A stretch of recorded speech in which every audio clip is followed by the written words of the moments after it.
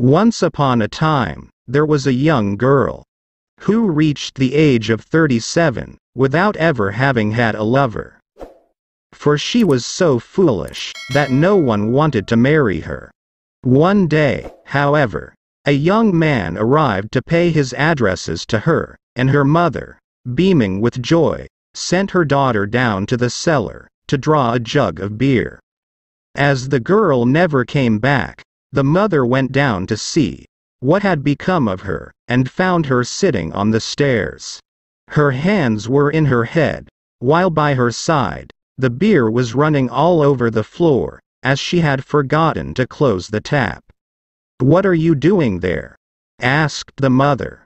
"I was thinking what I shall call my first child, after I am married to that young man.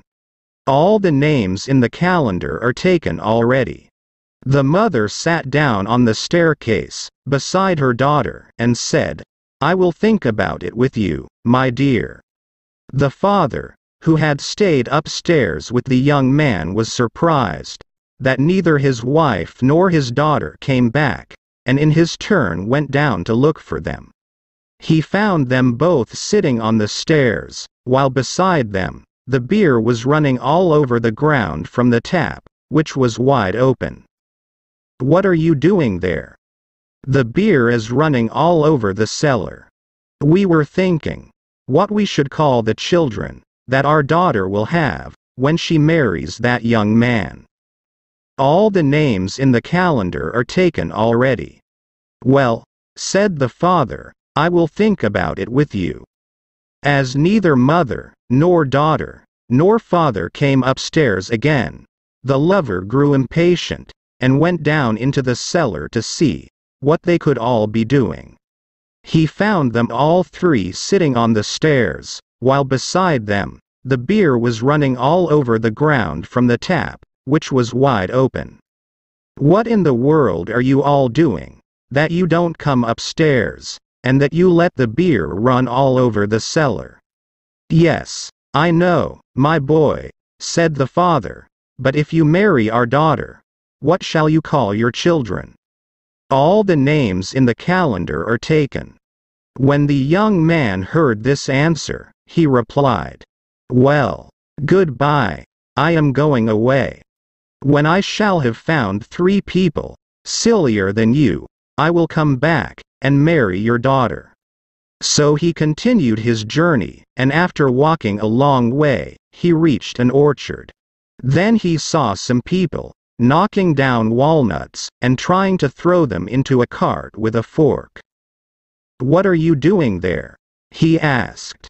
"We want to load the cart with our walnuts, but we can't manage to do it." The lover advised them to get a basket, and to put the walnuts in it, so as to turn them into the cart. "Well," he said to himself, "I have already found someone more foolish than those 3. So he went on his way, and by he came to a wood. There he saw a man who wanted to give his pig some acorns to eat, and was trying with all his might to make him climb up the oak tree. "What are you doing, my good man?" he asked. "I want to make my pig eat some acorns, and I can't get him to go up the tree. If you were to climb up and shake down the acorns, the pig would pick them up." "Oh, I never thought of that. Here is the second idiot," said the lover to himself. Some way farther along the road, he came upon a man who had never worn any trousers, and who was trying to put on a pair. So he had fastened them to a tree, and was jumping with all his might up in the air, so that he should hit the 2 legs of the trousers as he came down. "It would be much better if you held them in your hands," said the young man, "and then put your legs one after the other in each hole." "Dear me, to be sure. You are sharper than I am, for that never occurred to me."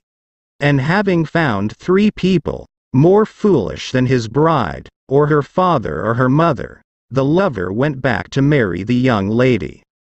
And in course of time, they had a great many children.